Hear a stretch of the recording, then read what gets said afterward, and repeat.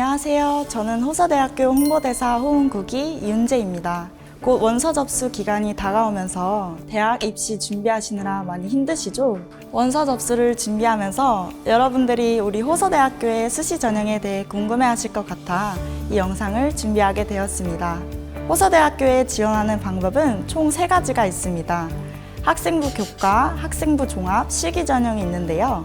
첫 번째 학생부 교과 전형은 학생의 교과 성적 100%를 보는 전형이고요. 학생부 종합 전형은 1단계 서류 평가 후 2단계 면접을 보는 전형으로 학교생활 기록부가 중점이 되는 전형입니다. 대표적으로 호서 인재 전형, AI 소프트웨어 인재 전형이 있습니다.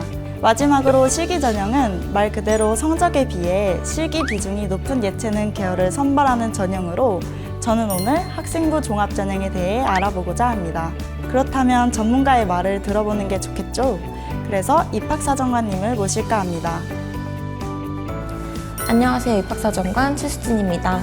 지난 영상에선 2024학년도 수시 주요 변경사항과 간단한 학생부 종합전형 및 전형 선택 꿀팁에 대해서 알려드렸습니다. 이번에는 보다 구체적인 학생부 종합전형에 대한 내용을 말씀드리려고 제가 이 자리에 나오게 되었습니다. 반갑습니다. 반갑습니다. 네, 자 그럼 이제 시작해볼까요? 사실 제가 고등학생 때는 어떤 생기부가 높은 점수를 받을 수 있는지 제일 궁금했거든요. 아마 지금 입시를 준비하시는 분들도 이 점이 가장 궁금하실 것 같습니다. 구체적으로 학생부 종합전형이 무엇인가요? 네, 많은 분들이 궁금해하실 것 같은데요. 일단 학생부 종합전형은 성적만으로 합격의 여부를 결정하는 전형이 아닙니다. 학생의 생활기록부에 기록되어 있는 교과와 비교과 활동을 종합적으로 평가하기 때문에 단순 교과 성적만으로 평가하는 게 아닌 지원자가 고등학교 3년 동안 어떤 분야에 관심을 가지며 성장했고 어떤 활동을 했는지에 대해 평가하는 전형입니다. 그렇다면 정말 성적을 안 보는 건가요? 성적을 정량적인 수치로 환산하진 않습니다.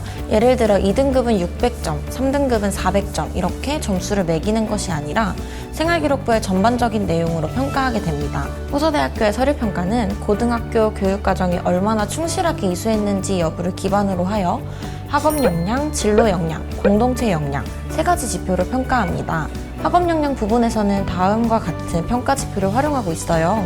교과 성적이 어느 정도로 올라갔는지, 어떤 교과목을 이수했는지 등을 보고서 학업 역량을 평가하게 되는 거죠. 그 외에 진로 역량, 공동체 역량에서도 제시된 평가 자료와 활용 자료를 중심으로 평가하고 있습니다. 이렇게 들어서는 아직까지 좀 어려운 것 같은데요. 혹시 구체적인 사례를 알려주실 수 있으실까요? 네, 알겠습니다. 제가 사례를 보여드리기 전에 2023학년도에는 평가 요소가 올해와 다르게 기초학업 능력, 잠재력, 인성으로 구성되어 있었고 수상실적, 독서, 교회 봉사활동이 생활기록부에 기록되어 평가가 진행되었다는 점을 참고해주세요. 실제 어떤 생활기록부가 어떻게 높은 점수를 받았는지 공개할 테니 지금부터 집중해주세요. 이 학생 같은 경우는 잠재력과 인성 부분에서 뛰어난 점수를 받았어요.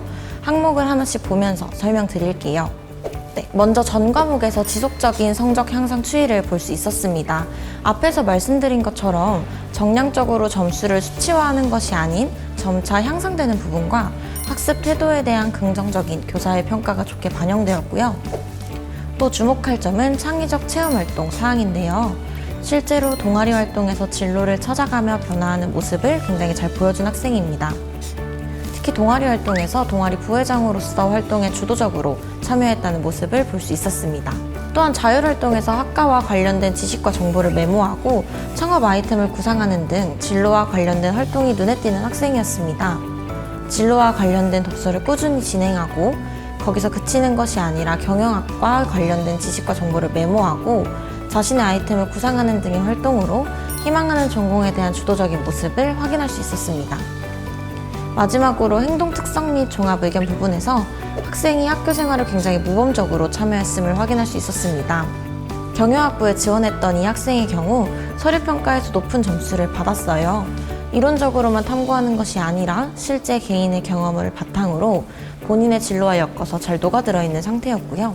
전반적으로 진로에 대해 고민하고 시행한 여러 노력들이 보여 경영학이라는 진로에 대한 관심도가 높은 학생이며 대학 진학 후에도 학업을 지속하는 데 필요한 역량을 충분히 지녔다고 판단하였습니다.